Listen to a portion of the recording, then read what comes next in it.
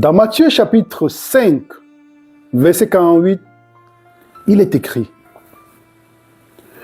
soyez donc parfaits comme votre Père céleste est parfait. Soyez donc. Le donc, cette conjonction de coordination veut nous dire, nous faire comprendre qu'il y a quelque chose qui est dit avant. Qu'est-ce qui a été dit avant? Avant le verset 48 qui dit « Soyez donc parfaits comme votre Père céleste est parfait ». Allons lire ensemble les versets 46 et 47. « Si vous aimez ceux qui vous aiment, quelle récompense méritez-vous?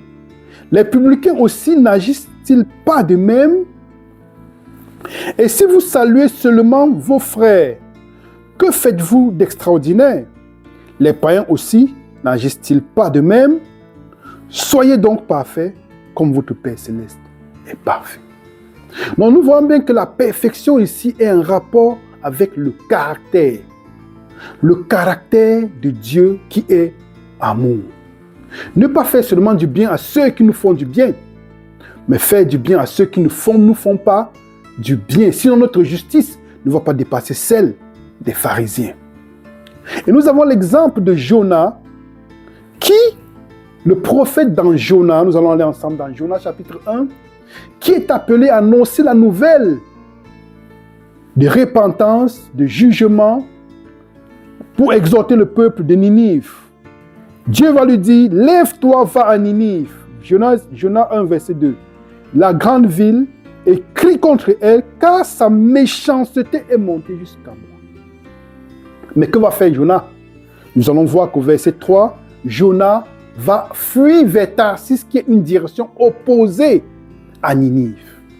Et dans Jonas chapitre 4, nous voyons bien pourquoi, une raison pour laquelle Jonas ne voulait pas aller à Ninive. Pour quelle raison? Si nous allons dans Jonas chapitre 4, qu'est-ce qu'il dit? C'est ce que je voulais prévenir en fuyant à Tarsis. Jonas chapitre 4, verset 2. Car je savais que tu es un Dieu compatissant et miséricordieux, lent à la colère et riche en bonté, et qui te répand du mal. Jonas ne voulait pas que Dieu puisse exercer sa miséricorde, son amour pour cette ville qui périssait. Et pourquoi Jonas ne voulait pas? Humainement parlant, on pourrait donner raison à Jonas. En lisant, allons ensemble dans Nahum chapitre 3, versets 1 et 2. Malheur à la ville sanguinaire, c'est de Ninive dont on parle, pleine de mensonges, pleine de violence, et qui ne cesse de se livrer à la rapine. On entend le bruit de fouet, le bruit des roues, le galop des chevaux, le roulement des chars. Verset 3, les cavaliers s'élancent, l'épée étincelle, la lance brille. Une multitude de blessés, une foule de cadavres, des morts à l'infini. On tombe sur les morts. Cette ville était une ville sanguinaire, pleine de rapines, de mensonges, de tout ce qu'il y a d'atroce. Raison pour laquelle Jonas, de façon humaine, humainement parlant, on pourrait dire qu'on peut comprendre Jonas. Mais ce n'est pas ce que Dieu a demandé à Jonas.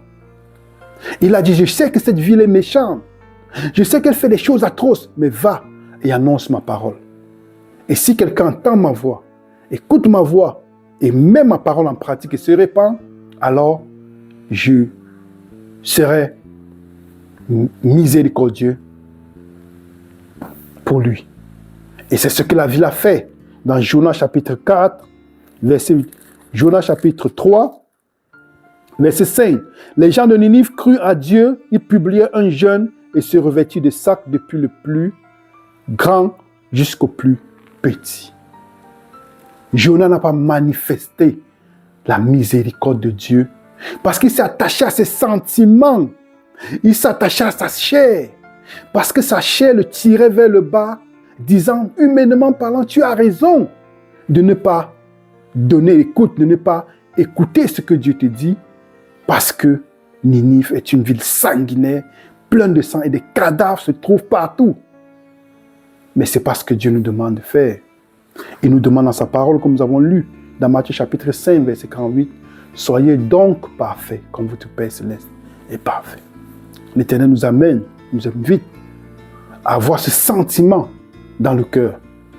D'avoir, et pour que nous puissions avoir ce sentiment dans le cœur, il faudrait que lui puisse demeurer dans nos cœurs. Parce que humainement parlant, ce n'est pas possible. Mais quand Dieu nous demande ceci, ce n'est pas de nous attacher aux méchants et de partager les voies du méchant, de partager, comme il est écrit dans le Proverbe chapitre 1, Psaume chapitre 1, de ne pas suivre la voie des méchants, de ne pas marcher selon leurs pas, mais d'être la lumière.